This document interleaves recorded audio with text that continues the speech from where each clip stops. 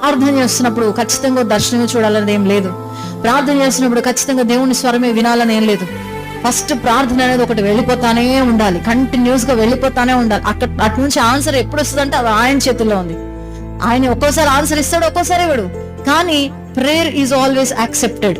ప్రార్థన ఎప్పుడు అంగీకరించబడుతుంది. ప్రార్థన చేస్తున్నప్పుడల్లా ఆన్సర్ రావట్లేదని బాధపడొద్దు.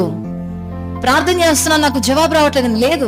ప్రార్థన చేస్తున్నప్పుడు జవాబు రాకపోయినా దేవుడైతే పని జరిగిస్తూ ఉన్నాడని నువ్వు గుర్తుపెట్టుకోవాలి. God is at work. ఆయనైతే పనిలోనే ఉన్నాడు. నీ ప్రార్థనకి జవాబిచ్చే పనిలోనే ఉన్నాడని గుర్తుపెట్టుకోవాలి. ఆన్సర్ రాదు, దర్శనం చూడలేదు, ప్రవచనం వినలేదు, వాక్యంలోంచి కూడా దేవుడు నాతో మాట్లాడలేదు, ఏం పర్వాలా. హక్కు ద్వారా కూడా దేవుడు మాట్లాడకపోయినా కూడా నీ ప్రార్థన అయితే అంగీకరించబడింది. నీ ప్రార్థన అంగీకరించబడింది. మనం చేయవలసింది ఒకటేనండి, ప్రార్థన చేసుకుంటూ వెళ్ళిపోవడమే. అది కష్టమైన నష్టమైన